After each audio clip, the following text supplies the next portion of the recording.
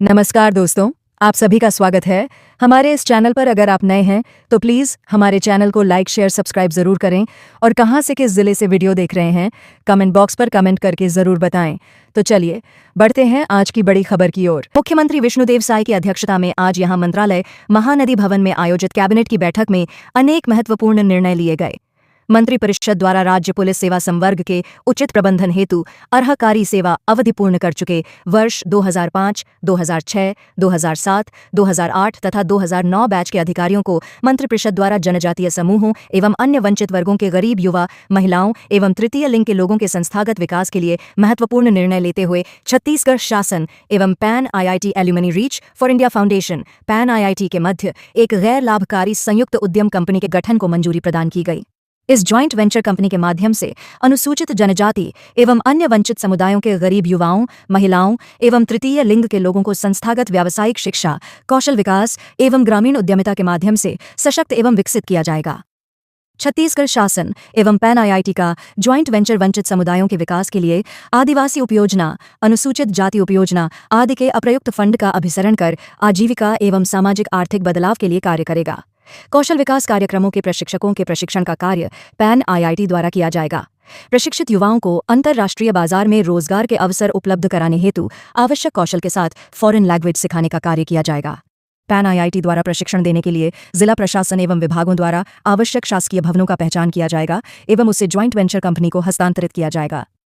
Pan IIT के पूर्व छात्रों द्वारा बनाई गई सोसाइटी है जो राज्य सरकारों के साथ गैर लाभकारी संयुक्त उपक्रम बनाकर राष्ट्र निर्माण मिशन, व्यावसायिक आजीविका शिक्षा व्यवस्था एवं ग्रामीण उद्यमिता के माध्यम से वंचित समुदायों के आय में सुधार लाने का कार्य करती है।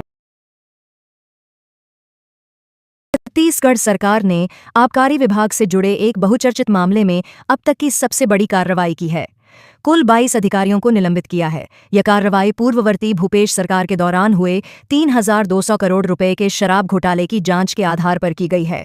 वर्ष 2019 से 2023 के बीच हुए इस घोटाले में आबकारी विभाग के इन अधिकारियों की संलिप्तता पाई गई थी, जिन्होंने अवैध रूप से अर्जित धन से संपत्तियां बनाई थीं। आर्थिक अपराध अन्वेषण ब्यूरो और भ्रष्टाचार निरोधक ब्यूरो की गहन जांच से यह स्पष्ट हुआ कि यह एक संगठित सिंडिकेट के रूप में संचालित घोटाला था। जांच में सामने आए तथ्यों के आधार पर सरकार ने तत्क्षण कार्रवाई करते हुए संबंधित अधिकारियों को निलंबित कर दिया। भाटापारा के समीप ग्राम कोसमंदा में आज सुबह बदहाल शिक्षा व्यवस्था को लेकर छात्रों का आक्रोश सड़कों पर दिखाई दिया। लंबे समय से उचित शैक्षणिक व्यवस्था की मांग कर रहे छात्रों ने मुख्य मार्ग पर चक्काजाम कर अपना विरोध दर्ज कराया। भाटापारा के समीप ग्राम कोसमंदा में आज सुबह बदहाल शिक्षा व्यवस्था को लेकर छात्रों का आक्रोश सड़कों पर दिखाई दिया। लंबे समय से उचित शैक्षणिक व्यवस्था की मांग कर रहे छात्रों ने मुख्य मार्ग पर चक्काजाम कर अपना विरोध दर्ज कराया। यह घटना भाटापारा ग्रामीण थाना क्षेत्र की है। छात्रों का कहना है कि गांव में शिक्षा व्यवस्था बेहद बदहाल है। उन्होंने कई बार स्कूल में शिक्षकों की नियुक्ति, पर्याप्त कक्षाओं और मूलभूत सुविधाओं को लेकर प्रशासन से गुहार लगाई, लेकिन कोई ठोस कार्रवाई नहीं हुई। आक्रोशित छात्रों ने हाथों में तख्तियां लेकर नारेबाजी की और मार्ग पर बैठकर आवागमन पूरी तरह बाधित कर दिया। स्थानीय लोगों और अभिभावकों ने भी छात्रों का समर्थन करते हुए प्रशासन से शीघ्र उचित व्यवस्था सुनिश्चित करने की मांग की। छात्रों ने चेतावनी दी है कि यदि शीघ्र अब नहीं उठाए गए तो आने वाले दिनों में आंदोलन और उग्र रूप ले सकता है। कल सुबह करीब 6 बजे कबीरधाम जिले के कुकदूर थाना क्षेत्र अंतर्गत ग्राम आगरपानी के पास एक गाड़ी अनियंत्रित होकर पलट गई है। ये गाड़ी शहडोल एमपी की तरफ से पंडरिया आ रही थी। इस हादसे में गाड़ी में बैठे 3 मजदूरों की मौत हो गई और 6 गंभीर रूप से घायल हैं। घटनास्थल पहाड़ी इलाका होने के कारण शवों व घायलों को निकालने में दिक्कत का सामना करना पड़ा। बताया जा रहा है कि घाट में 50 फीट गहरी खाई है, इसी में वाहन गिर गया। कुछ घायल फंसे हुए हैं जिन्हें रेस्क्यू किया जा रहा है। मौके पर कुकदूर थाना की पुलिस पहुंची हुई है। घायलों को कुकदूर के सरकारी अस्पताल में लाया गया। जानकारी के मुताबिक तीनों घायलों की हालत गंभीर है, जिसे कवर्धा जिला अस्पताल रेफर किया जा रहा है। बता दें कि ये वही क्षेत्र है जहां बीते साल मई माह में पिकअप खाई में गिर गई थी। उस हादसे में 19 लोगों की मौत हो गई थी। छत्तीसगढ़ में इन दिनों मानसूनी तंत्र सक्रिय है। इसके प्रभाव से पूरे प्रदेश में झमाझम बारिश हो रही है। कई जिलों में नदी नाले उफान पर हैं। इसके वजह से लोगों का आवागमन बाधित है। आज शुक्रवार को भी प्रदेश के विभिन्न क्षेत्रों में बारिश होने की संभावना है। साथ ही उत्तर और मध्य भागों के जिलों में गरज चमक के साथ भारी बारिश हो सकती है। वहीं 1-2 जगह पर बिजली गिरने की संभावना है। मौसम एक्सपर्ट के अनुसार 11 जुलाई को उत्तरी छत्तीसगढ़ में 1-2 जगह पर भारी बारिश होने की संभावना है। वहीं अगले 4 से 5 दिनों तक मध्य छत्तीसगढ़ में बारिश की तीव्रता में कमी आने की संभावना है।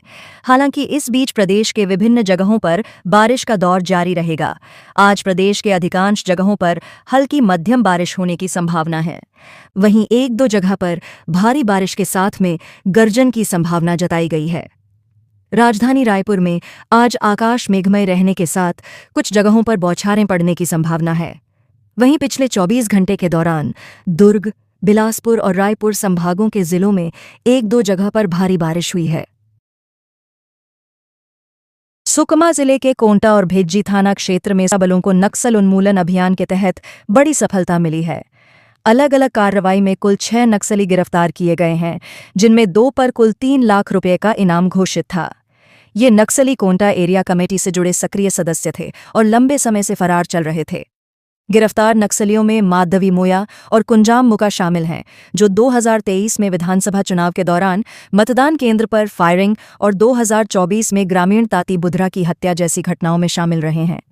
इनके खिलाफ पहले से आपराधिक प्रकरण दर्ज थे और इनकी लंबे समय से तलाश की जा रही थी।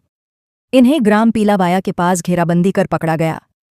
वहीं भेज्जी इलाके में 4 संदिग्ध नक्सली रैकी करते पकड़े गए, जिनकी निशानदेही पर कोत्ताचेरू और गोरखा के जंगलों से एक टिफिन बम, डेटोनेटर और विस्फोटक सामग्री बरामद की गई। सभी गिरफ्तार नक्सलियों को न्यायालय में पेश कर न्यायिक रिमांड पर जेल भेजा गया है। इस संयुक्त कार्रवाई में थाना कोंटा भेज्जी पुलिस, डीआरजी और सीआरपीएफ की 218 व 219 बटालियन शामिल रही। सावन सोमवार आज 11 जुलाई से शुरू हो गया है, जो 9 अगस्त तक रहेगा। इस मौके पर छत्तीसगढ़ के सीएम विष्णुदेव साय ने प्रदेशवासियों को बधाई और शुभकामनाएं दी हैं। उन्होंने सभी नागरिकों के जीवन में सुख, समृद्धि और खुशहाली की कामना की है। इससे पूर्व सीएम साय ने रायगढ़ जिले के ग्राम कौसमनारा स्थित 108 सत्यनारायण बाबा धाम पहुंचकर भगवान भोलेनाथ की विधिवत पूजा अर्चना कर प्रदेशवासियों की सुख, समृद्धि और खुशहाल जीवन के लिए प्रार्थना की। मुख्यमंत्री ने कहा कि श्रावण मास शिवभक्तों के लिए अत्यंत महत्व का समय होता है। इस मास में श्रद्धालु विशेष रूप से सोमवार का व्रत रखते हैं और गहन भक्ति भाव से भगवान शंकर की पूजा अर्चना करते हैं। सावन के दौरान शिवालयों में श्रद्धालुओं की भीड़ उमड़ती है और विभिन्न स्थानों से श्रद्धालु कांवड़ यात्रा पर निकलते हैं। मुख्यमंत्री ने कामना की कि भगवान शिव की कृपा सभी पर बनी रहे तथा यह पावन मास प्रदेशवासियों के जीवन में नई ऊर्जा और शांति का संचार करे। मुख्यमंत्री ने कहा कि गुरु पूर्णिमा का दिन श्रद्धा, आस्था और मार्गदर्शन के प्रति कृतज्ञता प्रकट करने का अवसर है। कौसमनारा स्थित यह धाम लोगों की आस्था का केंद्र है और यहाँ की आध्यात्मिक ऊर्जा आत्मबल प्रदान करती है। उन्होंने कहा कि प्रदेश सरकार जनकल्याण के मार्ग पर गुरुजनों के आशीर्वाद और जनाशीर्वाद के साथ निरंतर आगे बढ़ रही है। इस अवसर पर मुख्यमंत्री के साथ वित्त मंत्री ओपी चौधरी, रायगढ़ सांसद राधेश्याम राठिया, राज्यसभा सांसद देवेंद्र प्रताप सिंह, विधायक पुरंदर मिश्रा और महापौर जीवर्धन चौहान उपस्थित रहे। छत्तीसगढ़ व्यावसायिक परीक्षा मंडल सीजी व्यापम ने प्री बीएड 2025 प्रवेश परीक्षा का परिणाम घोषित कर दिया है। परीक्षार्थी आधिकारिक वेबसाइट vyapam.cgstate.gov इन पर जाकर अपना रिजल्ट चेक कर सकते हैं। कुल 1,26,808 अभ्यर्थियों की कंबाइंड मेरिट लिस्ट और फाइनल आंसर की भी जारी की गई है। हालांकि प्री डीएलएड परीक्षा का परिणाम अभी जारी नहीं हुआ है। दोनों परीक्षाएं 22 मई 2025 को आयोजित की गई थीं। 2 पालियों में हुई थीं प्रवेश परीक्षाएं। प्री बीएड और प्री डीएलएड 2025 की प्रवेश परीक्षाएं 22 मई को 2 अलग-अलग पालियों में आयोजित की गई थीं। पहली पाली में प्री बीएड परीक्षा सुबह 10 बजे से दोपहर 12:15 तक हुई, जबकि दूसरी पाली में प्री डीएलएड परीक्षा दोपहर 2 बजे से शाम 4:15 तक संपन्न हुई थी। दोनों परीक्षाओं में बड़ी संख्या में अभ्यर्थियों ने हिस्सा लिया। व्यापम द्वारा आयोजित प्रवेश परीक्षा की मॉडल उत्तर कुंजी को आधिकारिक वेबसाइट पर प्रकाशित किया गया था। इसके बाद उम्मीदवारों से प्राप्त दावा आपत्तियों का विषय विशेषज्ञों द्वारा मूल्यांकन कर अंतिम उत्तर कुंजी तैयार की गई। दिनांक 10 जुलाई 2025 को व्यापम की वेबसाइट पर प्रवेश परीक्षा का अंतिम उत्तर और परीक्षा परिणाम घोषित कर दिए गए हैं। नक्सलियों की खोखली विचारधारा से त्रस्त होकर नारायणपुर में आज फिर से 14 नक्सलियों ने आत्मसमर्पण कर दिया। इन समर्पण करने वालों में 8 महिला भी शामिल थी। साथ ही एक दंपति ने भी उनका साथ छोड़ दिया।